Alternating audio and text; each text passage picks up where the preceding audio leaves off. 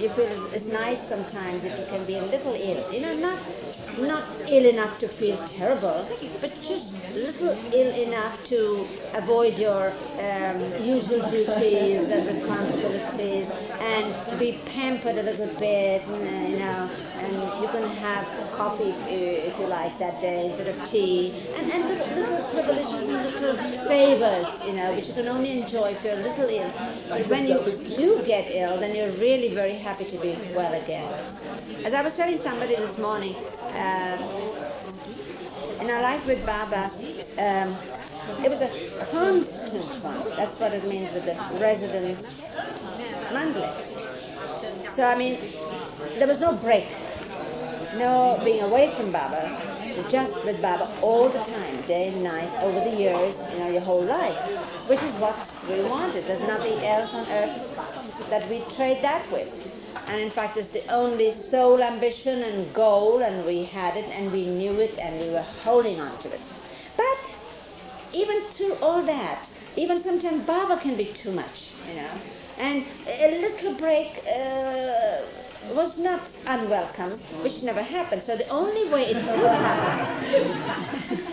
it could happen for me was if I went to the hospital, So to me, a hospital was a pretty good place, yeah. And I understood exactly what the girl meant in this storybook by Charles Dickens. I forget the name of the book, in which this girl was being told a story by her aunt or friend, and the story was about this prince who was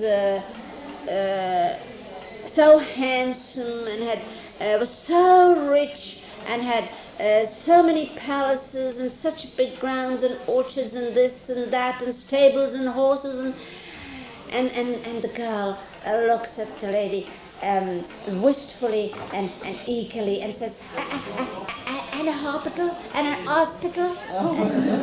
Yes, a hospital. She probably had a grand time in a hospital once, which was quite different from her circumstances, you see. Yes, a hospital. And then she'd go on again and again. She would just look at the lady, listen to the story, and every now and then, and a hospital? Yes, a hospital.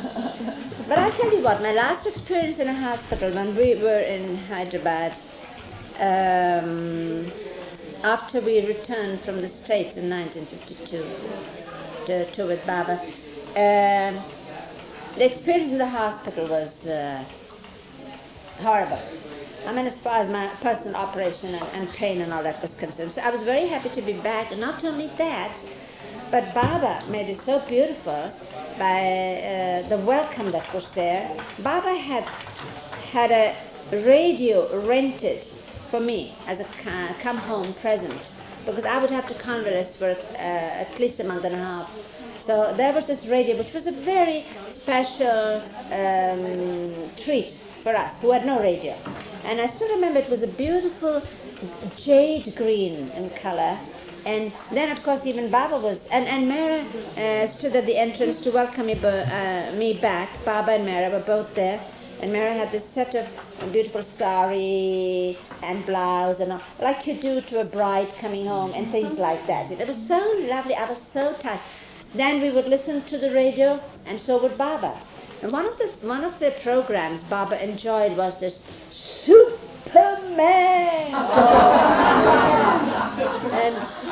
and this Dan Dare. I wonder if you have the Dan Dare programs. And Dan Dare programs were very, very much enjoyed by all of us. Baba and Mera, and we'd all sit close to it, listening it, because they did a lot of sound effects so beautifully. In this fantastic jungle in Brazil or something, and these birds, nobody's seen those birds, fantastic, huge birds and then when they would walk in the swamp, the suction sound, that thrilled us, including Baba. Baba said, look at that, see that, what do you know? Look, listen, And so we'd have a great time with it. And I'd sit there and knit and do things like, so after that, no, hospital wasn't there. And then another thing, like I remember, once I had a break when we were in Merazad, and I had a fantastically peculiar impacted molar, a tooth that turned out to be like a parrot's beak right round, very picturesque but very painful. And so I had to be sent to Pune with Adi Senior, and I had a operation sitting in the chair, but in a big scar. I must talk about my operation, ladies. And it was a big cart, and they said how brave I was. Actually, they gave me an injection that deadened the thing, so it wasn't that bad. But Baba told me when I went, come back when the doctor sanctions, when he allows you, when he gives you permission, then come back, So I could really have stayed much longer. But 3 days was enough. I just was, wanting to come back to Baba, back here. You only had to be away to come back. And because it was Baba's order that I had to have the doctors permit me, without his sanction I shouldn't come back. I found him and they said he wasn't in, he was out. So I took that to mean that, well, I did ask, but he wasn't there. So I came back soon, and Baba, when I came back, Baba was seated on the lift chair, which was just brought over by the men up to the women's quarters, and it was there placed on the veranda. So Baba was seated and the men just turned away to come back.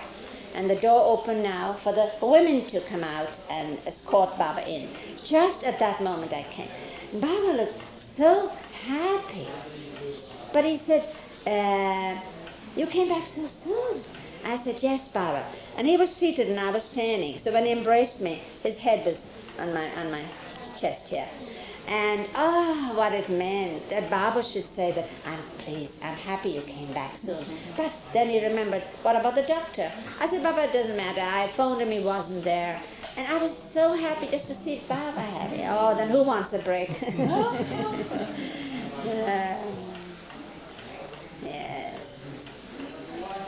So, Baba used to say that for a lover's longing to be with the beloved, with the divine beloved, was like a fish out of water.